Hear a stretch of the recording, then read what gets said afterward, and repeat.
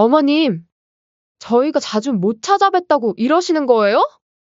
그리고 가족한테 이렇게 차별하시면 안 되죠. 형평성에 어긋나는 거예요. 맞아요. 동생한테만 집 주고 우리는 가족도 아니라 이거예요? 가족이라고? 말 한 번 잘했다. 며느라, 너가 너 입으로 말하지 않았니? 출가한 아들이랑 며느리는 남이라고? 세상에 어떤 정신 나간 사람이 남한테 집을 증여해주니? 그리고 내가 수술해서 입원했을 때 수민이는 회사 일까지 재택으로 바꾸면서 날 간호했어? 사위는 매일 퇴근하고 병원에 와서 들렸고, 그런데 너네는 그때 해외여행 가지 않았어? 너네가 말하는 형평성을 따지면 더욱더 너네한테 주면 안 될 것 같은데? 정말 너무하세요. 쪼잔하게 그딴 걸로 재산을 나누는 게 말이 되나요? 너무하다고. 너네는 문자 한 통 보내기도 벅찼잖니? 내가 죽었어도 여행 다녀오고 나서 문상 왔을 거야. 그래도 저희도 엄마 자식인데. 자식? 부모가 수술받고 입원해 있을 때 휴가 내고 해외여행 다녀오는 자식이 세상에 어디 있다고 뻔뻔스럽게 자식 타령을 하는 거야. 어머님, 저희도 바빴어요. 마음은 가고 싶었다고요. 그리고 부모 재산은 자식들한테 공평하게 나눠줘야 하는 거 아니에요? 이건 너무 불공평하잖아요. 공평이란 건 권리만이 아니라 의무도 함께 하는 거야.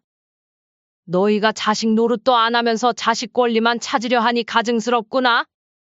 이제 더 할 말 없지? 그럼 돌아가. 남의 집에 이렇게 오래 있으면 실례야. 그리고 앞으로는 연락하지 마라. 너희가 그토록 원하던 대로 이제 정말 남이 되자. 너희가 그렇게 원했잖아. 시댁은 시댁이고 친정은 친정이라며. 이번 사연의 주인공은 69세의 박영애 씨입니다. 젊은 나이에 남편을 잃고 두 자녀를 홀로 키워낸 강인한 어머니였죠. 고단했던 세월 속에서도 자식들만큼은 남부럽지 않게 키우겠다는 일념 하나로 살아왔습니다. 28배 남편을 잃었을 때만 해도 영희 씨는 앞이 캄캄했습니다. 당시 큰아들 준호는 6살, 수민이는 겨우 3살이었죠. 그렇게 낮이며 밤이며 가리지 않고 일을 했습니다. 주말에도 쉬지 못하고 이런저런 일을 했죠. 힘들었지만 아이들의 웃는 얼굴을 보면 모든 피로가 날아갔습니다. 아들 준호는 어린 나이에도 동생을 잘 돌봐주는 착한 오빠였습니다. 딸 수민이 또한 엄마의 고생을 아는지 투정 한 번 부리지 않았죠. 그렇게 힘든 시간을 이겨내며 아이들은 훌쩍 자라났습니다. 엄마, 이번에 대기업 최종 합격했어요. 큰아들 준호가 명문대학교를 졸업하고 취업 소식을 전해왔을 때 영희 씨의 눈시울은 뜨거워졌습니다. 밤늦게까지 일하면서 자식을 키운 보람을 느꼈죠. 우리 엄마가 최고예요. 이제는 제가 효도할게요. 그때만 해도 아들 준호는 그렇게 다정했습니다. 퇴근길에 간식거리도 사오고 주말이면 영화도 함께 보러 다녔죠. 어머니의 생일이면 꼭 케이크를 들고 와서는 엄마, 우리가 이만큼 잘할 수 있었던 건 다 엄마 덕분이에요. 라며 감사 인사를 잊지 않았습니다. 하지만 결혼을 하고 나서부터 아들은 조금씩 달라지기 시작했습니다. 처음에는 작은 변화였습니다. 퇴근 후에 들르겠다던 약속이 미뤄지기 시작했고 주말 저녁 식사 자리도 점점 줄어들었죠. 영희 씨는 신혼 때를 즐겨야지라며 이해하려 했습니다. 어머니, 저희는 맞벌이라서요. 시간이 좀. 며느리 소영은 처음부터 시댁과 거리를 두고 싶어 했습니다. 바쁘다는 핑계로 명절에도 얼굴을 비추지 않았고 영희 씨가 연락을 해도 대부분 지금은 좀 힘들 것 같아요라는 답변이 돌아왔죠. 준호야, 이번 주말에 집에서 밥이라도 먹고 가지 않을래? 엄마, 이번 주말은 약속이 있어서요. 다음에 가면 안 될까요? 그 다음이라는 말이 점점 멀어져 갔습니다. 한 달이 지나고 두 달이 지나도 아들의 발걸음은 없었죠. 전화통화도 점점 짧아졌습니다. 영희 씨는 아들과의 관계가 점점 멀어져 가고 있는 것 같아 가슴이 아팠습니다. 엄마, 이번 주말에 뭐 하세요? 제가 맛있는 거 해드릴게요. 반면 딸 수민이는 결혼 후에도 변함없었습니다. 주말이면 사위 동혁이와 함께 찾아와 집안일도 돕고 장도 받아주곤 했죠. 특히 명절 전에는 미리 와서 전도 붙이고 청소도 도왔습니다. 엄마, 이거 제가 회사 앞에서 산 약과예요. 맛있다고 소문난 거라서요. 장모님, 이거 저번에 드시고 싶다던 막걸리예요. 저희가 찾아다녔어요. 한번 드셔보세요. 사위 동혁이는 빈손으로 오는 법이 없었습니다. 늘 무언가를 사들고 왔고 특히 명절 때는 고향 특산품을 한아름 안고 왔죠.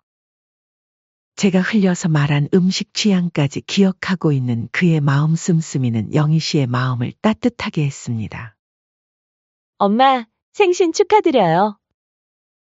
저희가 정성껏 준비했어요. 딸 수민이는 어머니의 생신이면 늘 이렇게 찾아왔습니다.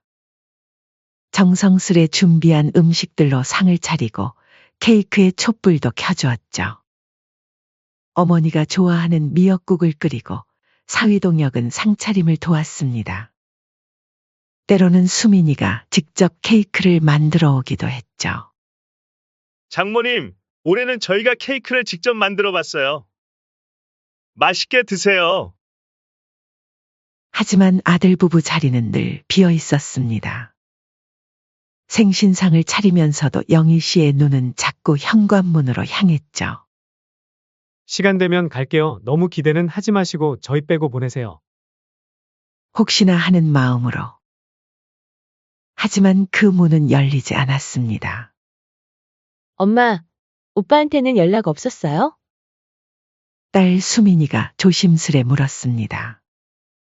영희 씨는 씁쓸한 미소를 지으며 대답했죠. 바쁘겠지. 신경 쓰지 마라. 우리끼리 즐겁게 보내자. 그날 밤 늦게서야 준호에게서 문자가 왔습니다. 엄마, 늦었지만 생신 축하해요. 다음에 밥 한번 먹어요. 이제는 아들의 진심과 형식적인 안부를 구분할 수 있게 된 것이 더 서글펐죠. 명절이 다가올 때면 아들의 변명은 늘 비슷했습니다. 엄마, 이번엔 처가에도 가야 해서요. 이번에는 회사 일정이 있어서. 조만간 꼭 찾아뵐게요. 처음에는 이해하려 했습니다. 젊은 부부니까 바쁠 수도 있지라고 스스로를 위로했죠. 하지만 세월이 흐를수록 아들 부부가 오는 것은 예외적인 일이 되어버렸습니다. 명절에 얼굴 한 번 보기가 하늘의 별 따기가 되어버렸죠. 엄마, 오빠는 이사 갔다면서요? 이사를 갔다고? 금시초문이구나. SNS 보니까 이사 갔다고 나오던데요? 설마 엄마한테 말도 안 하고 간 거예요? 오빠는 정말 해도 해도 너무하네요. 어떻게 이렇게 무심할 수가 있죠? 수민이의 말에 영희 씨는 놀랐습니다. 아들이 이사를 간다는 소식조차 듣지 못했던 거죠. 나중에야 알고 보니 준호네는 3개월 전에 이사를 했다고 했습니다. 그제야 영희 씨는 깨달았습니다. 자신이 아들 부부에게는 이제 그저 연락할 필요도 없는 남이 되어버렸다는 것을. 어느 날 영희 씨는 용기를 내어 작은 딸 부부와 함께 식사 자리를 마련했습니다. 큰아들 부부도 오랜만에 초대했죠. 하지만 분위기는 처음부터 어색했습니다. 며느리는 억지로 끌려온 듯한 표정이었고 말수도 거의 없었습니다. 며느라, 명절 때만이라도 얼굴 좀 보여주면 안 되겠니? 가족끼리 너무 멀어지면 안 되잖아. 그래봤자 1년에 한두 번 아니니? 영희 씨가 조심스럽게 말을 꺼냈습니다. 그러자 며느리는 피식 웃으며 숟가락을 내려놓았죠. 솔직히 시어머니랑 며느리는 남 아닌가요? 저는 솔직히 어머님이랑 가깝게 지내고 싶진 않아요. 그냥 시댁은 시댁이고 저희 가정은 저희 가정이죠. 출가한 아들은 남이라면서요? 순간 식탁의 공기가 얼어붙었습니다. 딸 수민이와 사위 동혁이 놀란 표정을 지었지만 영희 씨는 아무 말도 하지 않았습니다. 그저 조용히 젓가락을 내려놓으며 생각했죠. 그래. 이제 확실해졌구나. 이 애들은 나를 남이라고 생각하는구나. 그날 이후로 큰아들 부부는 더욱 시댁과 거리를 두었습니다. 한 달에 한 번 오는 연락마저 뜸해졌죠. 영희 씨는 마음 한켠이 무너져 내리는 것을 느꼈습니다. 밤이면 혼자 옛 앨범을 꺼내보곤 했습니다. 어린 시절 준호가 수민이 손을 잡고 찍은 사진을 보며 눈시울을 적시곤 했죠. 언제부터 이렇게 멀어졌는지, 무엇이 잘못된 것인지 밤새도록 생각해 보았지만 답은 나오지 않았습니다. 같은 자식인데 어쩜 이렇게 다를까? 그렇게 영희 씨의 쓸쓸한 날들이 이어졌습니다. 그러던 어느 날 아침, 영희 씨는 평소처럼 일찍 일어나 집안 청소를 하고 있었습니다.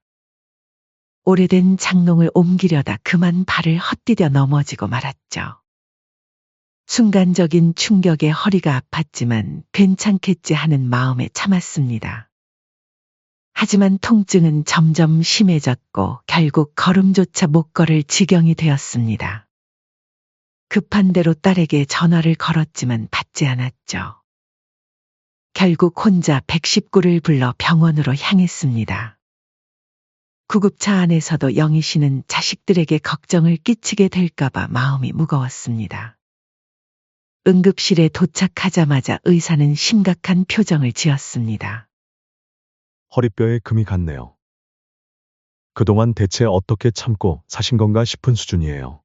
수술이 필요합니다. 당장 입원하셔야겠어요.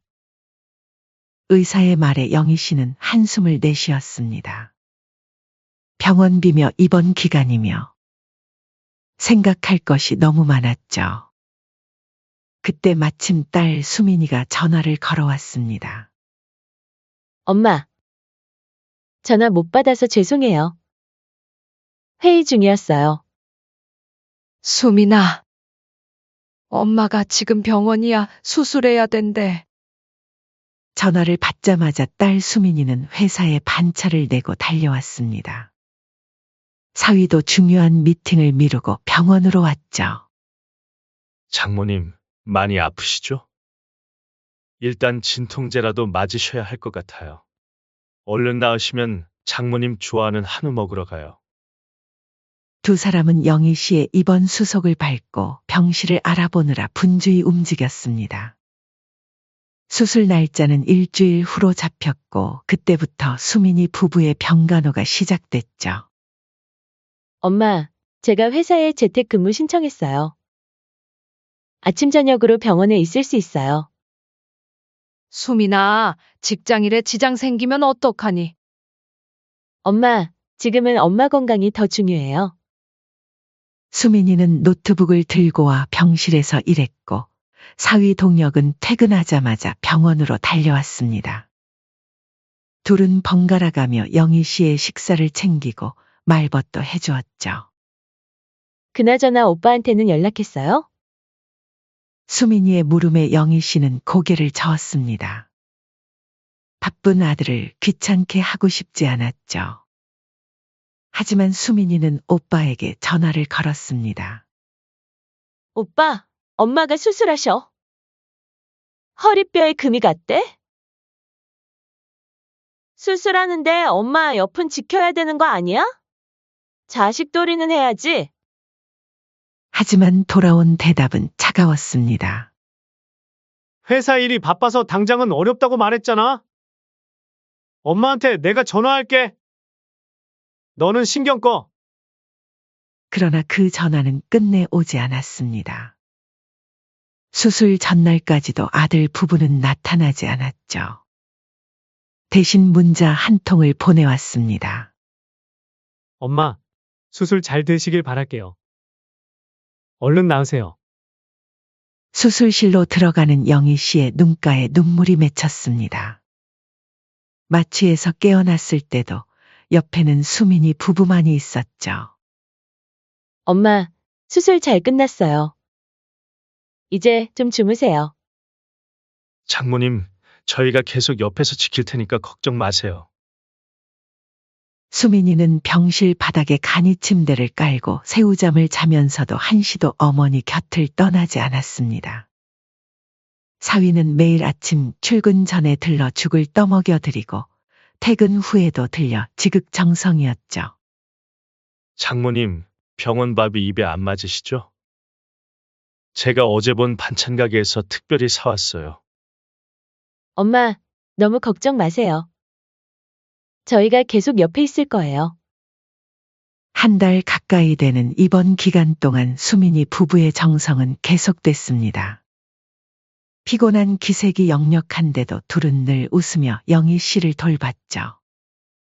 장모님, 이제 조금만 더 힘내세요. 재활만 잘하시면 금방 나으실 거예요. 간호사들도 이런 수민이 부부를 보고 감탄했습니다. 어머, 따님이 정말 효심이 지극하시네요. 사위분도 친아들처럼 잘하시고. 부러워요. 반면 아들 준호와 며느리는 한 번도 얼굴을 비추지 않았습니다. 명절이며 생일이며 찾아오지 않던 그 패턴 그대로였죠. 나중에 안 사실이지만 준호는 그 기간에 와이프와 해외여행을 다녀왔다고 합니다. 엄마, 오빠 부부는 괌 다녀왔대요. 어떻게 그럴 수가 있어요? 다음에 제가 오빠한테 한마디 해야겠어요. 수민이가 조심스레 말을 꺼냈을 때 영희 씨는 이미 체념한 듯했습니다.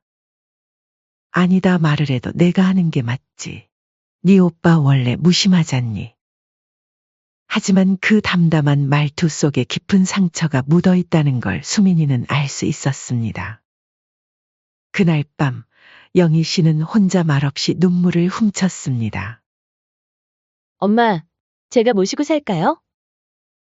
어느 날 수민이가 조심스레 제안했습니다. 하지만 영희 씨는 고개를 저었죠. 그건 안 된다. 너희도 신혼인데 엄마가 짐이 되면 안 되지. 엄마가 무슨 짐이세요? 저희한테는 엄마가 제일 소중한데. 맞아요, 장모님. 이럴 땐 누구한테 의지하겠어요. 가족밖에 없잖아요. 병원에 누워있는 동안 영희 씨는 많은 것을 깨달았습니다. 며느리는 나보고 남이라고 하더니 사위는 가족이라면서 챙겨주네. 그리고는 정말 자신에게 소중한 가족이 누구인지 되짚어보며 한 가지 결심을 하였죠. 수민아, 사위야. 네, 엄마? 너희 덕분에 엄마가 이렇게 잘 견딜 수 있었어. 엄마, 무슨 말씀하세요? 당연한 건데. 태어나는 날 영희 씨는 마음을 굳게 먹었습니다. 이제는 더 이상 미련을 갖지 말아야겠다고. 자신을 진심으로 걱정하고 돌봐주는 사람들과 함께 남은 인생을 보내야겠다고 말이죠. 내가 아플 때 곁에 있어준 사람이 결국 진짜 내 가족이었다. 영희 씨는 그렇게 조용히 중얼거렸습니다.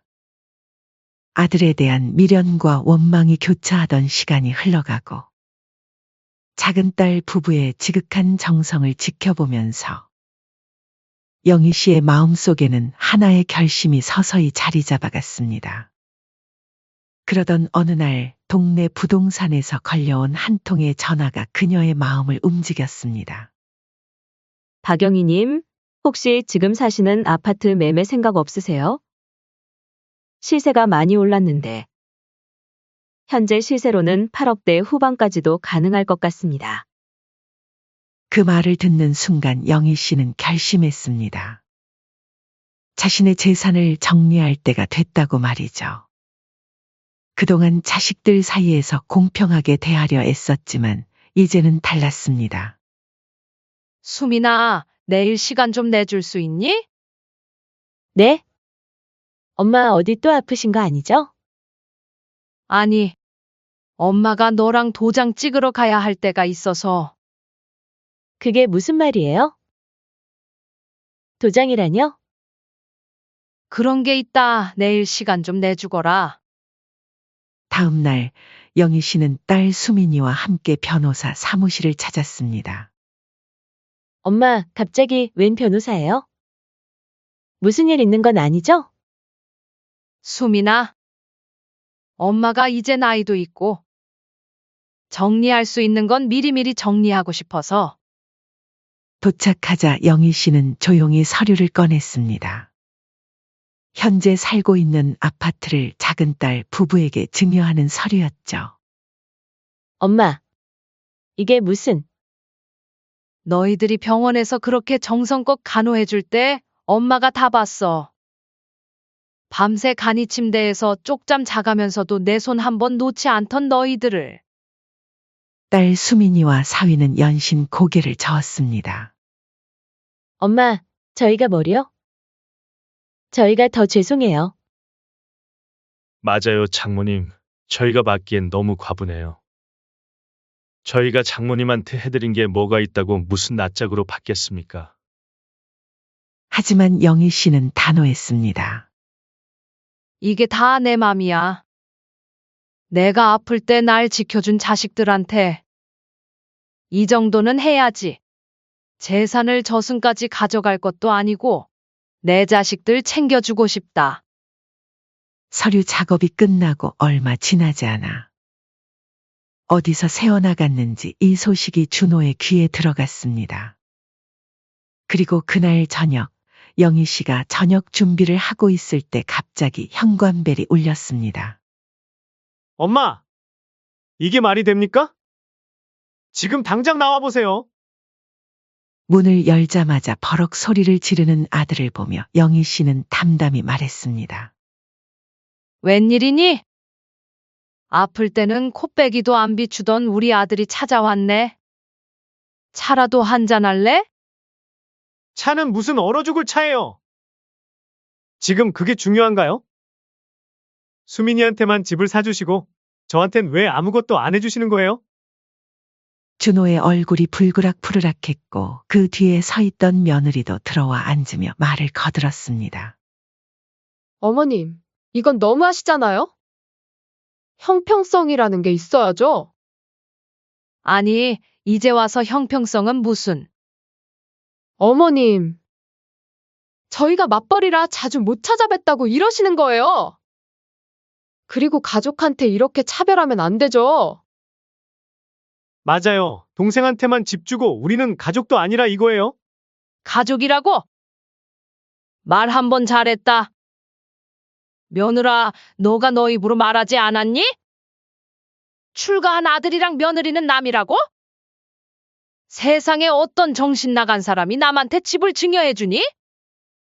영희 씨는 천천히 찻잔을 내려놓았습니다. 그리고 처음으로 차가운 목소리를 냈습니다. 그리고 형평성이라 했니? 내가 한 달 넘게 병원에 있을 때 너희는 어디 있었니? 아니, 그때는 회사가 바빠서. 바빴다고? 그래, 괌에 놀러 갈 때는 안 바빴나 보지? 순간 아들과 며느리의 얼굴이 굳어졌습니다. 영희 씨는 계속해서 말을 이었습니다. 수민이는 회사 일까지 재택으로 바꾸면서 날 간호했어? 사위는 매일 퇴근하고 병원에 와서 들리고 그 애들은 맞벌이가 아닌가? 너네가 말하는 형평성을 따지면 더욱더 너네한테 주면 안 될 것 같은데? 하지만 엄마, 아무리 그래도 너무한 건 너무한 거예요. 맞아요, 너무하세요. 쪼잔하게 그딴 걸로 재산을 나누는 게 말이 되나요? 너무하다고. 너네는 문자 한 통 보내기도 벅찼잖니? 내가 죽었어도 여행 다녀오고 나서 문상 왔을 거야. 아들 준호가 말을 더듬었습니다. 그래도 저희도 엄마 자식인데. 자식? 부모가 수술받고 입원해 있을 때 휴가 내고 해외여행 다녀오는 자식이 세상에 어디 있다고 뻔뻔스럽게 자식 타령을 하는 거야. 영희 씨의 말 한마디 한마디가 비수가 되어 꽂혔습니다. 하지만 며느리는 여전히 뻔뻔했습니다. 어머님, 저희도 바빴어요. 마음은 가고 싶었다고요. 그리고 부모 재산은 자식들한테 공평하게 나눠줘야 하는 거 아니에요? 이건 너무 불공평하잖아요. 공평이란 건 권리만이 아니라 의무도 함께 하는 거야. 너희가 자식 노릇도 안 하면서 자식 권리만 찾으려 하니 가증스럽구나. 이제 더 할 말 없지? 그럼 돌아가. 남의 집에 이렇게 오래 있으면 실례야. 그리고 앞으로는 연락하지 마라. 너희가 그토록 원하던 대로 이제 정말 남이 되자. 너희가 그렇게 원했잖아. 시댁은 시댁이고 친정은 친정이라며. 영희 씨의 단호한 목소리에 아들 부부는 더 이상 아무 말도 하지 못했습니다. 그저 멍하니 서 있다가 결국 돌아설 수밖에 없었죠. 그들이 떠나고 난 후 영희 씨는 창밖을 바라보며 깊은 숨을 내쉬었습니다. 가슴 한켠이 아팠지만 후회는 없었습니다. 이제야 비로소 자신의 진짜 가족이 누구인지 확실히 알게 되었으니까요. 그날 이후 준호는 수십 번 연락을 시도했지만 영희 씨는 받지 않았습니다. 문자도 전화도 모두 무시했죠. 심지어 회사 앞까지 찾아왔지만 영희 씨는 단 한 번도 마주치지 않았습니다. 엄마, 오빠가 계속 연락이 와요. 집 혼자 꿀꺽해서 좋냐고. 수민아, 내 오빠는 이미 자기가 선택한 길을 갔어. 우리도 우리의 길을 가면 되는 거야. 뒤늦게 후회한다고 찾아와도 소용없었습니다. 영희 씨의 마음은 이미 굳게 닫혔으니까요. 내가 만든 벽이 아니야. 너랑 내 아내가 만든 거야. 이제 와서 그 벽을 허물고 싶다고? 미안하지만 이미 늦었어. 그렇게 영희 씨는 마지막 결단을 내렸습니다. 그날 이후 영희 씨의 삶은 완전히 달라졌습니다. 예전처럼 아들 부부의 연락을 기다리며 휴대폰만 바라보는 일도 없어졌고, 명절이면 찾아올까 현관만 바라보는 일도 사라졌죠. 대신 수민이 부부와 함께하는 소소한 일상이 그녀의 하루를 채우기 시작했습니다. 엄마, 다음 주 주말에 저희랑 제주도 가실래요? 제주도? 너네들끼리 가지 그러니? 괜히 너네 틈에 끼는 것 같구나.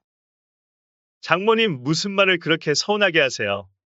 저희도 장모님이랑 여행 한번 가고 싶었어요. 딸과 사위의 제안에 영희 씨는 잠시 망설였지만 이내 흔쾌히 고개를 끄덕였습니다. 처음에는 조금 낯설었지만 오히려 더 마음이 편했죠. 장모님, 이쪽 경치 보세요. 제가 사진 찍어 드릴게요. 엄마, 이거 드셔보세요. 제주 특산품이래요. 한편 준호의 집에서는 매일 밤 부부싸움이 벌어졌습니다. 재산 문제로 시작된 갈등은 걷잡을 수 없이 커져갔죠. 당신 때문이야. 당신이 어머님한테 그렇게 못되게 굴지만 않았어도. 내 탓? 오빠야말로 뭐 했어요? 병원에 한번 찾아가지도 않고. 어이가 없네. 당신이 가지 말라 할 때는 언제고? 이제 와서 날 탓하지 마요. 당신도 좋아서 그랬으면서. 매일 밤 이어지는 부부싸움에 아파트 주민들의 항의도 늘어갔습니다. 결국 관리사무소에서 민원이 들어올 정도였죠. 어머님 재산 때문에 이렇게 된 거잖아요? 당신이 처음부터 욕심내지만 않았어도. 뭐? 내가 언제 욕심을? 당신이야말로 친정 부모님만 챙기면서 그러는 당신은 어머님 재산 얘기 나오니까 이혼하자고 하고. 감정 싸움이 격해져 한밤중에 경찰이 출동하는 일까지 있었습니다. 결국 준호는 회사 기숙사로 거처를 옮겼고 소영은 친정으로 돌아갔죠. 그 사이 영희 씨는 수민이 부부와 함께 새로운 추억을 쌓아갔습니다. 주말마다 맛있는 것도 먹으러 다니고 영화도 보러 다녔죠. 딸 부부와 함께하는 시간이 늘어날수록 영희 씨의 얼굴에는 웃음이 가득했습니다. 더 이상 아들을 기다리며 한숨 쉬는 일도 없었죠. 그러던 어느 날 초췌한 모습의 준호가 찾아왔습니다. 엄마, 제가 잘못했어요.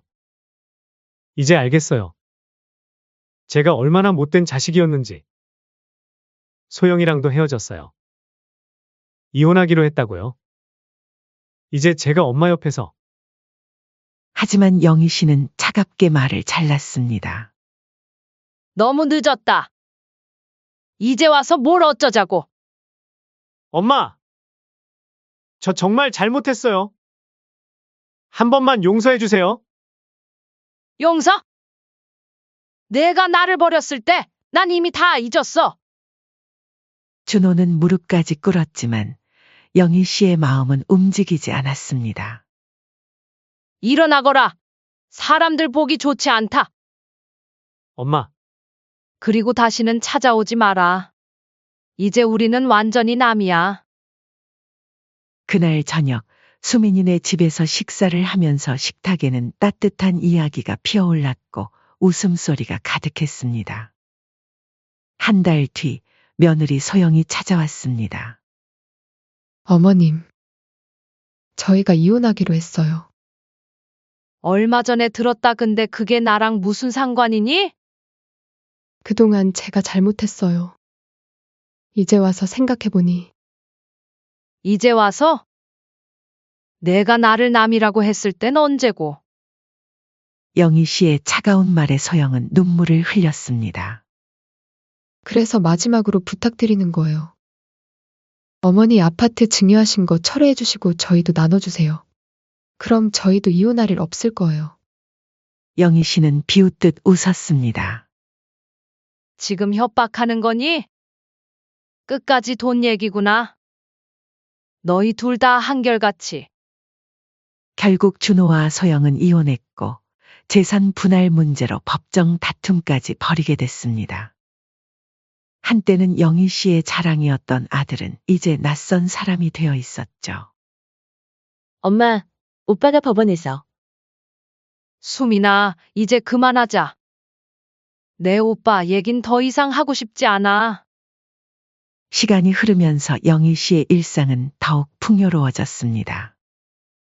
딸 수민이네와 함께 텃밭도 가꾸고 여행도 다니고 취미 생활도 시작했죠. 어느새 영희 씨의 얼굴에서는 예전의 우울함이 사라졌습니다. 대신 밝은 웃음이 자리 잡았죠. 이제는 더 이상 아들의 그림자에 발목 잡히지 않았습니다. 준호는 여전히 찾아왔습니다. 설날, 추석, 어버이날. 하지만 영희 씨는 한 번도 문을 열어주지 않았습니다. 이제는 그저 또 하나의 일상일 뿐이었죠. 엄마! 저예요. 준호예요. 한 번만 문 좀 열어주세요. 엄마, 제발요.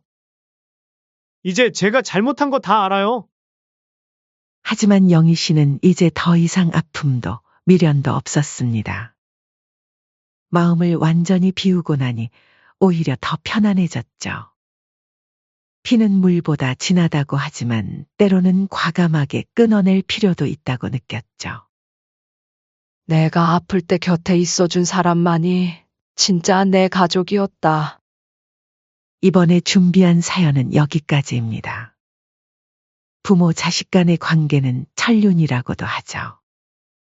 하지만 그렇다 해서 모든 것을 다 참고 살아가야 한다는 뜻은 아니라고 생각합니다. 여러분은 어떻게 생각하시나요? 여러분의 생각을 댓글로 남겨주세요. 시청해 주셔서 감사합니다.